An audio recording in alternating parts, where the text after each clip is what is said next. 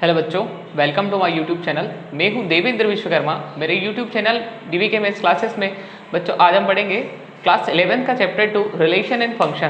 तो relation and function को हिंदी में हम कहते हैं संबंध और फलन। संबंध और फलन जो चैप्टर है बेटा, उसमें सबसे पहला वर्ड है संबंध और दूसरा है फलन।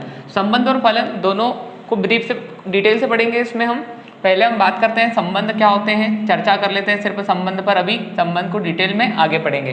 तो संबंध क्या होता है कि जैसे दैनिक जीवन में कई संबंध होते हैं, हमने अभी हमारे व्यवहारिक जीवन में भी देखा है, जैसे पति पत्नी का संबंध, माता और पुत्री का, माता पुत्र का, पिता पुत्र का और भाई बहन का, ऐसे कई रिश्ते होते हैं, कई संबंध होते हैं। तो ये हमारे व्यवहारिक दैनिक जीवन के संबंध हो गए। गणित में भी ऐसे कई संबंध होते हैं, जैसे कि कोई लाइन एल है वो पैरेलल है एम के, मतलब एल रेखा एम के समांतर है, या फिर L is perpendicular to M, मतलब कोई रेखा एल है जो एम पर परपेंडिकुलर है। ऐसे मैथमेटिक्स में भी कई रिलेशंस होते हैं। ठीक है, तो आज का जो सबसे पहला हमारे डिस्कशन का टॉपिक होगा वो होगा ऑर्डर्ड पेयर या क्रमित युग्म। ऑर्डर्ड पेयर या हिंदी में हम उसे कहते हैं क्रमित युग्म। क्या कहते हैं बेटा? ऑर्डर्ड पेयर या क्रमित युग्म। तो ऑर्डर्ड पेयर या क्रमित युग्म क्या होता है? क्रमित युग्म अवयवों का वह युग्म होता है, क्रमित युग्म अवयवों का वह युग्म होता है जिनको एक दूसरे से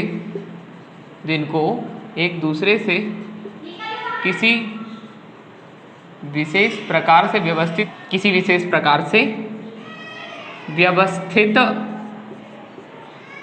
किया जा सकता है। जैसे एग्जाम्पल x, y। ठीक है, क्रमित युग्म क्या होता है? अवयवों का कोई युग्म है, दो अवयव है, अवयवों का वह युग्म होता है जिनको एक दूसरे से किसी विशेष प्रकार से व्यवस्थित किया जा सकता है। और यहाँ पर एक चीज़ हमेशा ध्यान रखना है कि x, y कभी भी y, x के बराबर नहीं हो सकता है। क्यों नहीं हो सकता है?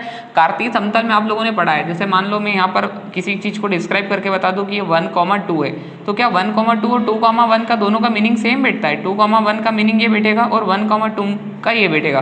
तो यहाँ पर एक चीज़ क्लियर हो रही है आपकी कि 1, 2 जो है वो 2, 1 के इक्वल नहीं होता। वैसे ही x, y, x के इक्वल नहीं होता है। तो पहला जो हमारा टॉपिक था क्रमित युग्म, वो क्या है कि क्रमित युग्म अवयवों का वह युग्म है जिनको एक दूसरे से हम किसी विशेष प्रकार से व्यवस्थित करके लिख लेते हैं। इतना क्लियर है? और आगे इतना भी लिख सकते हैं कि क्रमित युग्मों को वक्र कोष्ठक में, कर्व ब्रैकेट में लिखा जाता है। तो ये वक्र कोष्ठक हमने लगा लिया और उनके बीच में कॉमा लगा होता है। दो अवयवों के बीच में क्या लगा होता है? कॉमा लगा होता है। ये हमारी बेसिक इन्फॉर्मेशन हो गई हमारी क्रमित युग्म की। ठीक है, अब अपना अगला जो टॉपिक है डिस्कशन का वो है क्रमित युग्म की समानता। तो आइए उस पर डिस्कशन कर लेते हैं। क्रमित युग्मों की समानता क्या होती है कि दो क्रमित युग्म समान होते हैं यदि दो क्रमित युग्म समान होते हैं यदि और केवल यदि दो क्रमित युग्म समान होते हैं यदि और केवल यदि उनके संगत प्रथम तथा संगत द्वितीय घटक समान हो। संगत द्वितीय घटक समान हो। तो इससे जुड़े कुछ न्यूमेरिकल्स क्वेश्चन ले लेते हैं बेटा, तो इससे क्लियर हो जाएगा। एग्जाम्पल दे रहा हूं मैं, x - 2, y - 6 is equal to 3, 2। ठीक है, अब यहाँ पर ये इक्वल दे रखे हैं दो क्रमित युग्म। एक x - 2, y - 6 किसके बराबर दे रखा है? 3, 2। तो क्रमित युग्मों की समानता से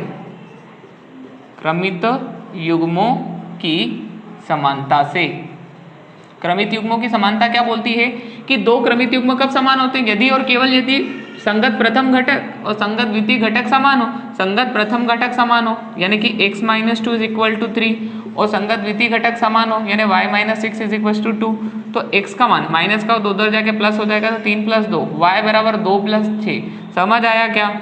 x बराबर 3 + 2 5 और y बराबर कितना हो जाएगा? 8। तो x का मान आपका 5 आ गया और y का मान आपका कितना आ गया? 8। तो दो क्रमित युग्मों की समानता से हम इस टाइप से क्वेश्चंस बेटा यहाँ पर सोल्व कर लेते हैं।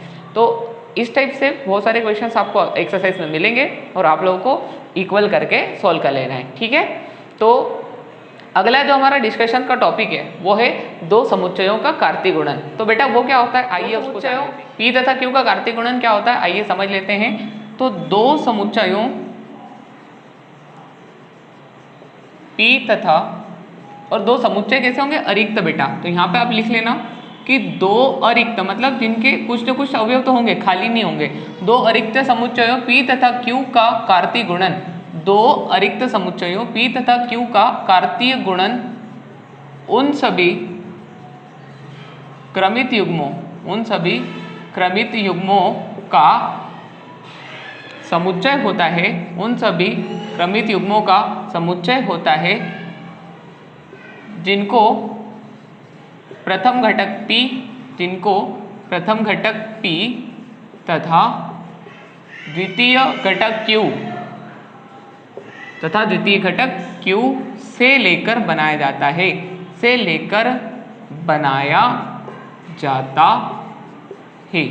ठीक है बेटा। अर्थात क्या कहना चाह रहा है ये कि मान लो कोई दो नॉन एम्प्टी सेट है, एक सेट कैपिटल P है और दूसरा सेट बेटा क्या है, कैपिटल Q। तो इनका जो कार्तीय गुणन होगा उसको हम क्या लिखेंगे, P क्रॉस Q, ठीक है ना। और वो क्या होगा, कोई क्रमित युग्म होगा, किस टाइप से, small p small q, small p small q। और स्मॉल p जो है वो बिलोंग करेगा कैपिटल P से, इस पहले सेट के एलिमेंट से, और ये जो बाद वाला आएगा स्मॉल q वो बिलोंग करेगा इस दूसरे सेट यहाँ पर कैपिटल Q से। कुछ समझ आया क्या बेटा? ये थ्योरी है, डेफिनेशन है, एग्जाम्पल से और क्लियर हो जाएगा। थ्योरी डेफिनेशन क्या है कि कोई समुच्चय P तथा Q का कार्तीय गुणन उन सभी क्रमित युग्मों का समुच्चय होता है जिनका प्रथम घटक P से और द्वितीय घटक हम किससे लेकर बनाते हैं, Q से। तो आइए एक एग्जाम्पल लेते हैं, उससे बड़ी आसानी से आपको ये चीज। पहला जो क्वेश्चन है आपके सामने रखा है मैंने कि G बराबर हमको 7,8 दे रखा है और H हमको क्या दे रखा है, 5,4,2 दे रखा है। हमको क्या निकालना है, G क्रॉस H और H क्रॉस G। तो पहले बेटा हम निकालेंगे G क्रॉस H। तो G क्रॉस H क्या होगा, इस सच दैट होगा कि यहाँ पर जो एक्सीलेट जो भी आपको अवयव मिलेंगे, मैं उनको x, y लिख रहा हूँ बेटा, और जो x है वो बिलोंग करेगा कैपिटल G में और y किस में बिलोंग करेगा, वो कैपिटल H में बिलोंग करेगा, यानी कि क्रमित युग्मों का एक समुच्चय आएगा। तो चलिए G क्रॉस H पता कर लेते हैं। तो G क्रॉस H क्या होगा, पहले देखो G में क्या क्या एलिमेंट्स आ रहे हैं, सॉरी इनको सेट में लिखना था मुझे। 7 का 5 से कॉम्बिनेशन, फिर कॉमा लगाया, फिर 7 का 4 के साथ कॉम्बिनेशन, फिर कॉमा लगाया, फिर 7 का 2 के साथ कॉम्बिनेशन, ठीक है। अगला बात करते हैं 8 का 5 के साथ कॉम्बिनेशन, 8 का 4 के साथ कॉम्बिनेशन एंड 8 का कॉम्बिनेशन 2 के साथ। तो यहाँ पर आप देख रहे हो कितने अवयव आपको मिल गए, 1 2 3 4 5 और 6 अवयव, ठीक है बेटा। तो ये आपका G क्रॉस H हो गया, ठीक है। बात करते हैं H क्रॉस G की। तो H क्रॉस G कैसे आएगा, सेम टू सेम पहले आपको ये ले लेना, 5 का कॉम्बिनेशन 7 के साथ, 5, 7, 5 का 8 के साथ, 5, 8, ठीक है। और 4 कॉमा लगा लिया, 4 का कॉम्बिनेशन 7 के साथ, 4 का कॉम्बिनेशन 7 के साथ और 4 का 8 के साथ, ठीक है, 4, 8। अब बात करते हैं अगला, 2 का कॉम्बिनेशन आपका 7 के साथ और 2 का ही कॉम्बिनेशन आपका किसके साथ, 8 के साथ। तो इस प्रकार आपका G क्रॉस H और H क्रॉस G यहाँ पर कंप्लीट आ चुका है, ठीक है बेटा। अब यदि हमको पता करना है कि अवयवों की संख्या क्या होती है, तो इसके बाद मैं एक टॉपिक लेता हूँ जिसमें आपको ये बता देते हैं कि अवयवों की संख्या कितनी होती है। इसमें भी समझ सकते हैं कि यदि बेटा अवयवों की संख्या n ऑफ G में देखें तो n ऑफ G में कितने अवयव है, 1 और 1 2, और n ऑफ बात करें H में कितने अवयव है, तो H में अवयव देखो जरा कितने हैं, 1 2 और 3 है। तो बेटा आपका जो G क्रॉस H है उसमें कितने एलिमेंट आएंगे ये आपको पता करना है। तो n of G cross H जो है ना वो किसके इक्वल होता है, n of G into n of H के ही इक्वल होता है। इसी क्वेश्चन के हिसाब से समझ लेते हैं, यानी कि G क्रॉस H जो आपका आया इसमें कितने अवयव आएंगे,